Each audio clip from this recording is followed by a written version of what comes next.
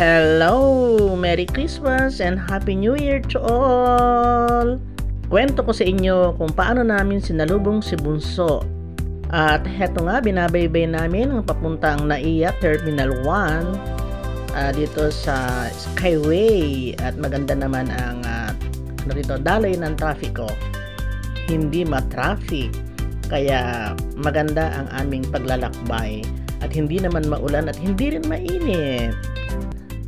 So, eto na nga. Aming iniintay na ang pagdating ni Ese.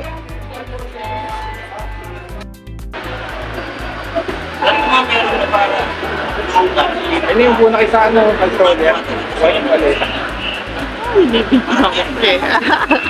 Pinakamaliit. Pinakamaliit. Hello! Hey!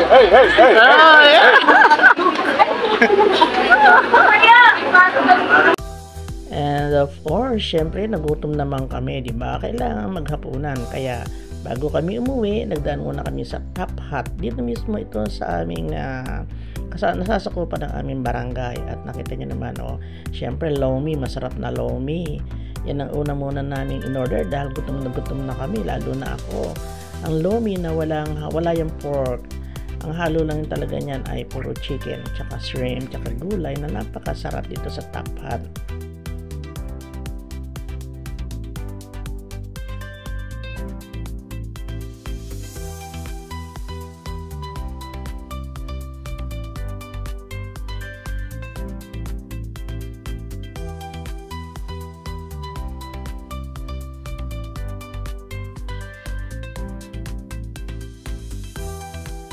So, ang pangalawang isinerve naman sa amin ay ang sinigang na ulo ng salmon na talaga namang favorite ko.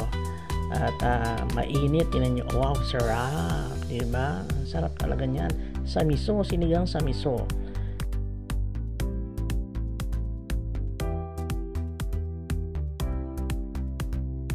So, meron ding in-order na buttered chicken. At ang masarap na sinigang, ayan. And then ayan si Ese, siya yung nagsasandok at talaga namang lahat kami nagkanda gutom. Kasi maaga pa lang nandun na kami, alas 3 pa lang kami maagang lumakad dahil baka nga kami matraffic. So alas 3, biruin ninyo, naghintay kami, lumabas si Ese baga alas 7 na. So, tara, kain na kayo. Ito nyo, yan na, ito, yan ang aking kinakain. Diba? Ako naka-jackpot ako yung ulo nakuha ko. Hati kami ni Enan.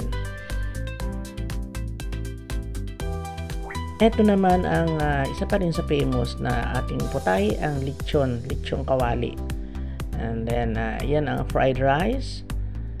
At dalawang klase ba yung fried rice. Yung isa kasi garlic rice. So, nakakain na kami at kami uuwi na. Thank you for watching. See you on my next vlog. Bye-bye!